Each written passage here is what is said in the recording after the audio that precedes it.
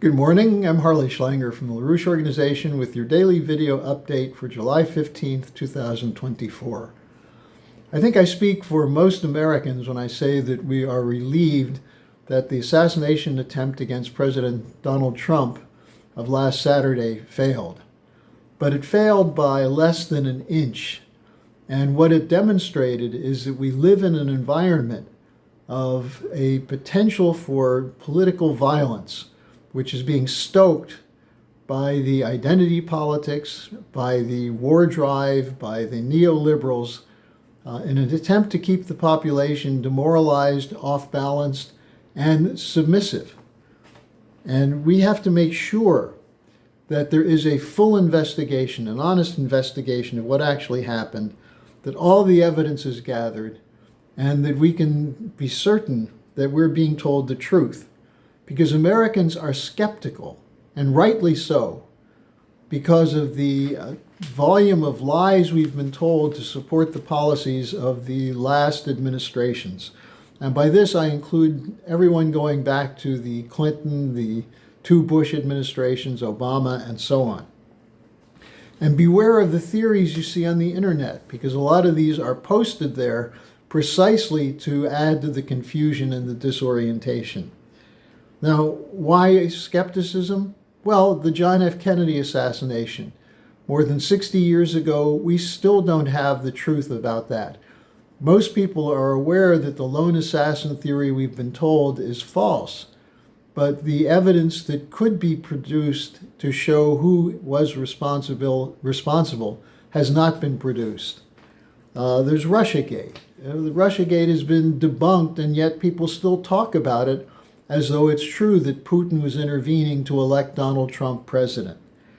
The lies about the Ukraine war to justify the expansion of NATO.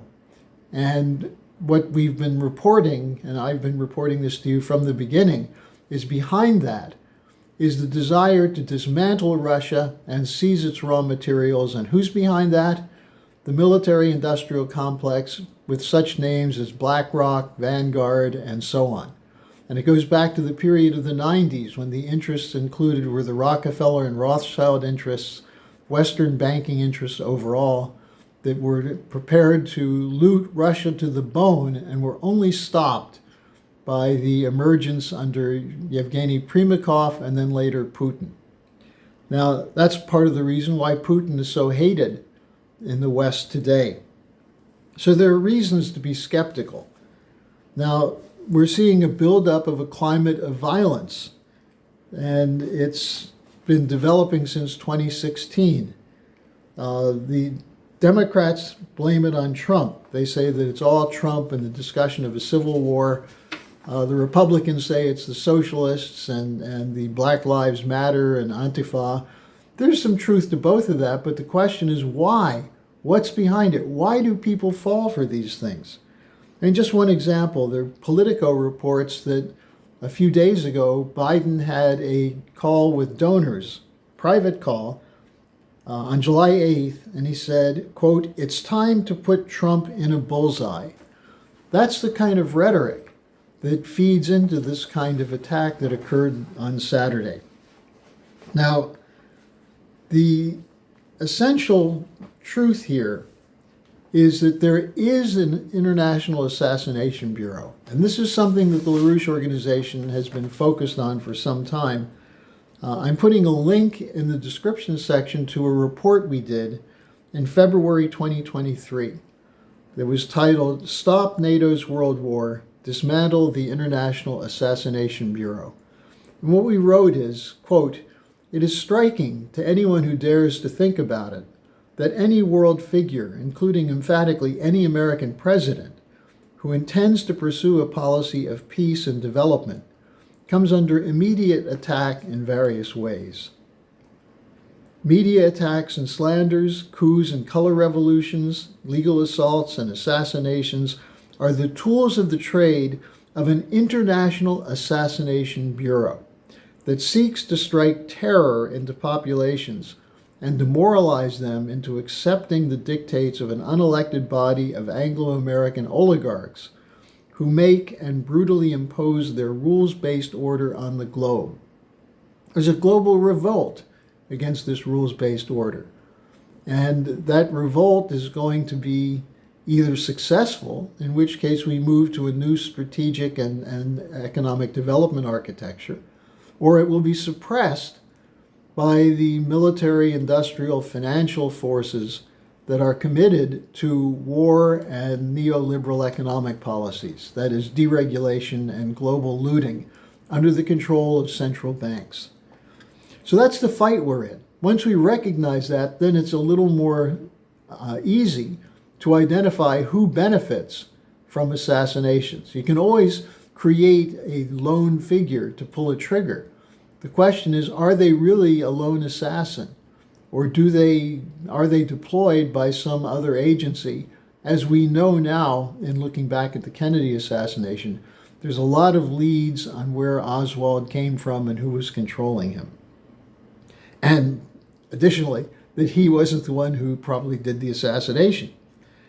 So if you look at assassinations from the 1960s through the 1990s, you see JFK, Malcolm X, Martin Luther King, and Bobby Kennedy. In the 60s, 4 prominent figures killed, and really none of them have fully been explained yet. Then you also look at the international assassinations during the 60s. Patrice Lumumba in the Congo, Enrico Mattei in Italy. You go into the 70s, there's the Aldo Moro assassination, the Prime Minister of Italy. The late 80s, in 89, you had Alfred Herrhausen. In 91, you had Detlef Rohrabacher.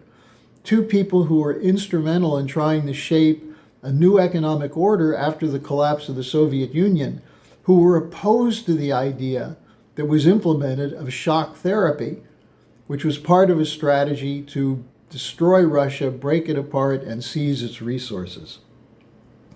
And these assassinations continue. You have Abe, the former Prime Minister of Japan.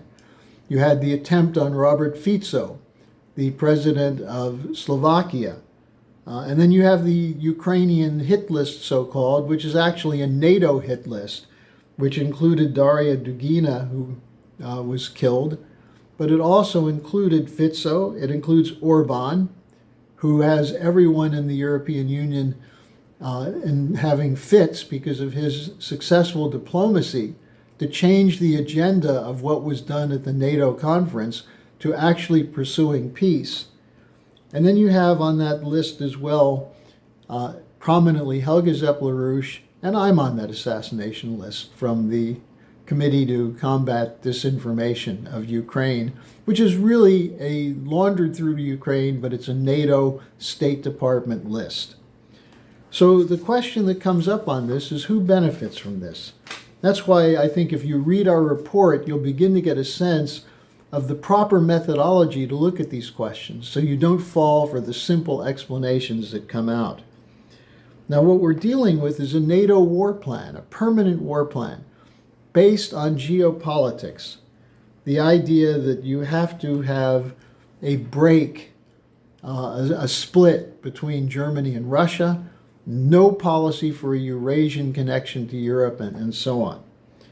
And I'm going to be attaching also Diane Sare's statement. She's a candidate for Senate from New York, a very powerful statement from July 1st in which she warned of an assassination attempt against Donald Trump. Now, war is their last option. They're trying to save a collapsed order, and they're doing it through war, possibly assassination, color revolution, media control, censorship, and slander.